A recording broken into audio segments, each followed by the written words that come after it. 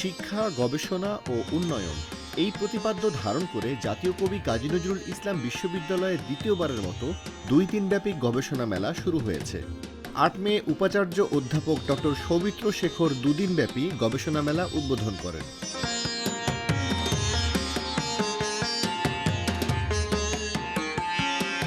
মেলা শুরু হলে সময়ের সঙ্গে সঙ্গে ছাত্র, শিক্ষক, গবেষকদের পদচারণায় মুখরিত হয়ে ওঠে মেলা প্রাঙ্গণ। শিল্পীর মনে আসলে একটা অন্যরকম রসের চিন্তা থাকে, তারাই সেটা হচ্ছে ডিজিটালের মাধ্যমে ফুটিয়ে তুলেছেন তাদের কাজের মাধ্যমে। এটা আমাদের ফিনান্স ও ব্যাংকিং বিভাগের রিসার্চ ফেয়ারের একটি স্টল, এবং স্টলের মধ্যে আর দেখতে পাচ্ছেন যে পাশে আমরা কোনো পোস্টার প্রেজেন্টেশন দিয়েছিলাম, তো সেই পোস্টারের উপর আমরা সাজিয়েছি, যেমন মানি মার্কেট ইনস্ট্রুমেন্ট আছে, ব্যাংক অ্যাসিস্ট্যান্সি, তারপরে কাছে চেক আর সার্টিফিকেট অফ ডিপোজিট।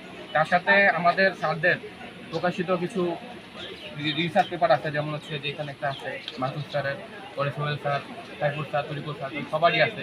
এবং তার সাথে আমাদের একটা বুক পাবলিশ হয়েছে, এবং আর্টিকেলের সংখ্যা হচ্ছে 7 এবং প্রজেক্টের সংখ্যা হচ্ছে 22, এবং আমাদের এই গবেষণা চলবে 2 দিন, আজকের দিন এবং কালকের দিন।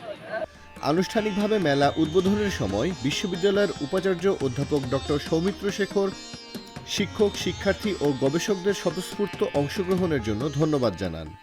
এতদিন পরে ভার্সিটিতে একটা অনুষ্ঠানের মতো হচ্ছে, একটা মেলা হচ্ছে, যে আমরা সবাই খুব আনন্দমুখর পরিবেশে আছি এবং আমাদের ভালো লাগছে। আমরা আশা করব এই ধরনের মেলা উদ্যোগ ভবিষ্যতে নজরুল বিশ্ববিদ্যালয়কে একটি গবেষণাধর্মী আন্তর্জাতিক মানের বিশ্ববিদ্যালয়ে প্রতিষ্ঠিত করতে অত্যন্ত সহায়ক ভূমিকা পালন করবে।